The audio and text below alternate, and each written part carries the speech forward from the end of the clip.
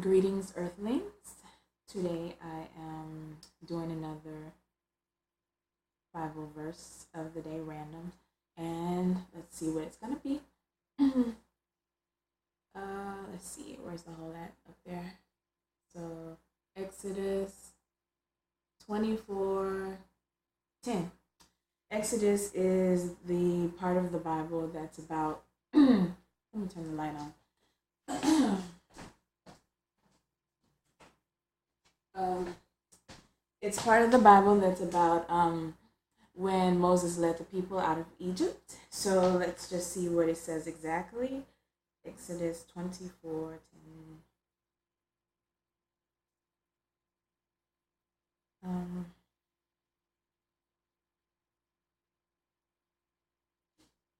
and I'll read the whole surroundings of the verse, and then I will try to explain the verse itself. Just for a good explanation, 24:10.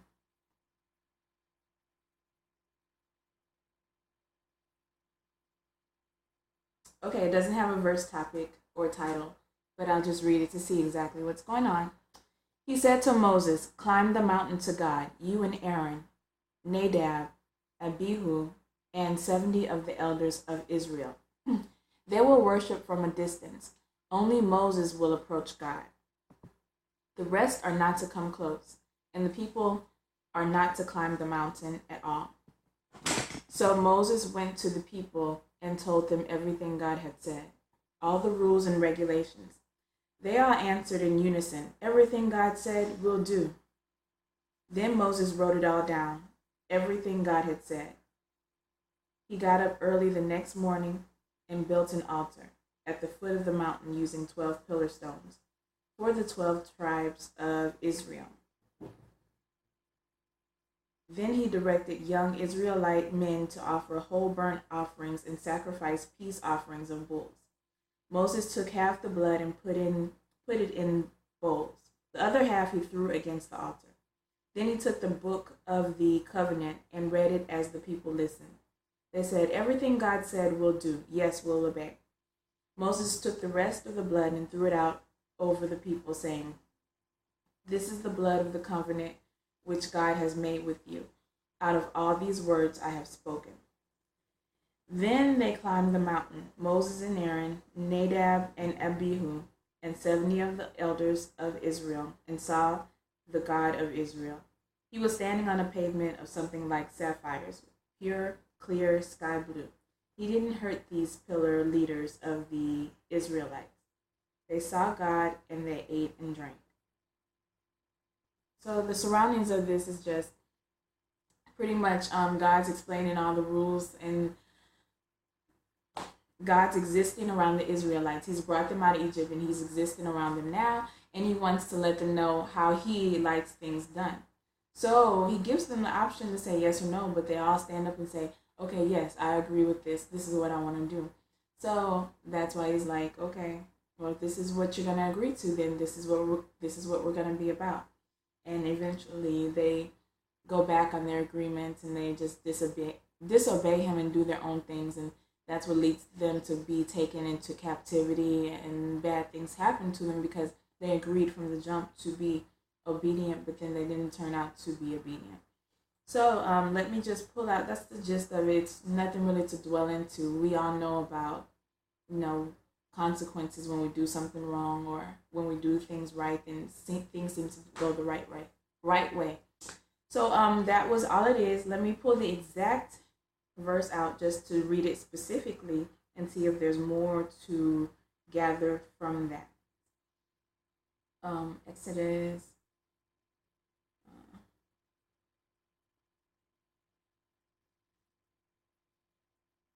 24:10.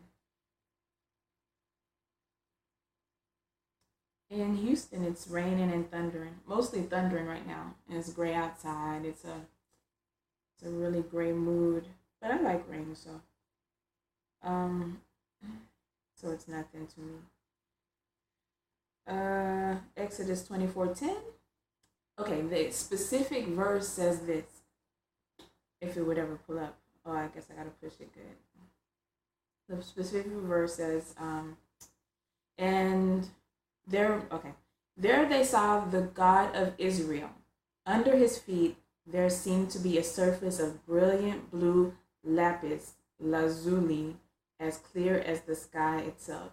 I don't know what lapis lazuli is. I guess that's some kind of beautiful, okay, in English, sapphire stone. That's what it is. So, so this is just like I was saying yesterday. Pretty much, I can get down with this. Ooh, I hate that I dropped my phone without the case on it. But anyway, this is what I was saying yesterday. God, to start things off, God made Adam and Eve, of course, as I mentioned many times. That's when sin entered into the world.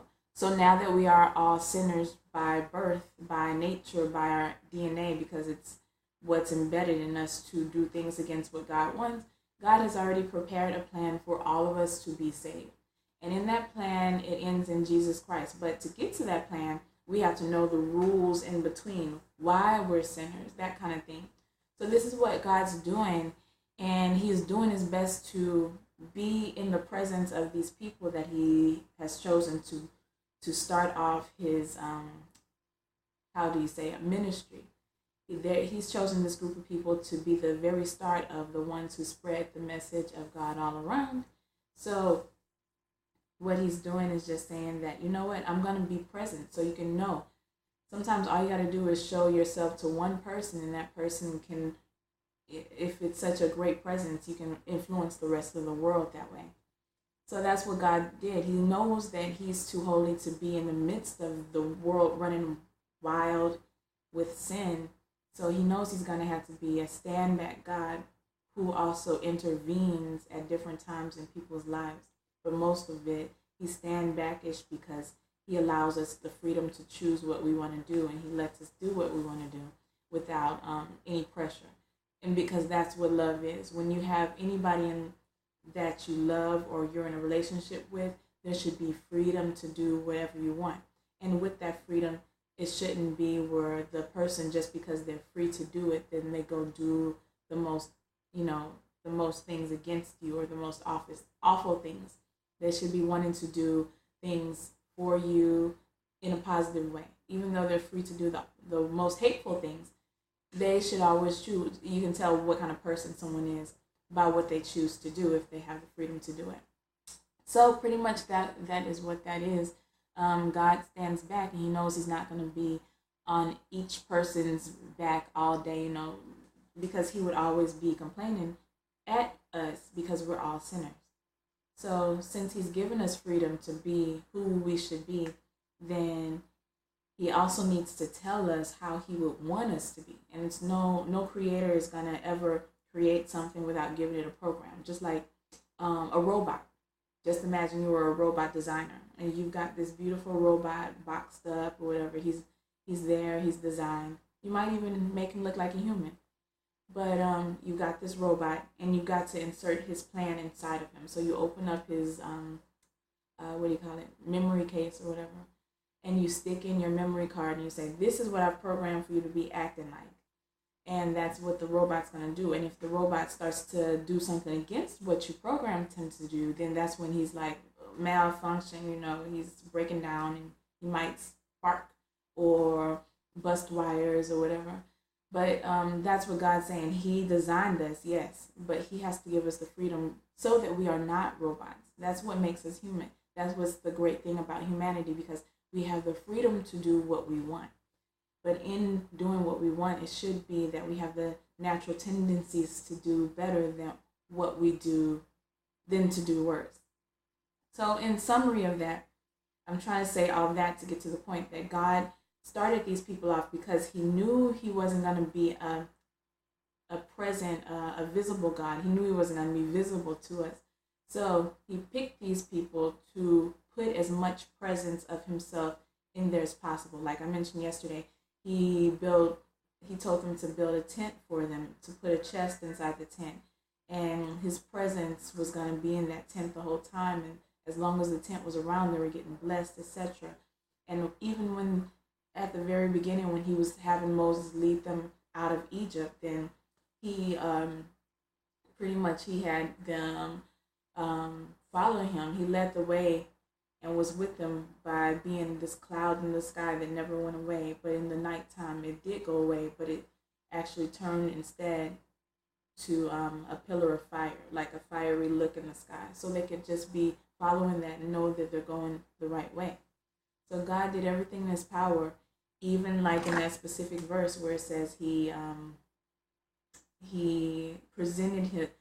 There they saw the God of Israel. Under his feet there seemed to be a surface of brilliant blue sapphire stone, as clear as the sky itself. So he even presented himself as that to them.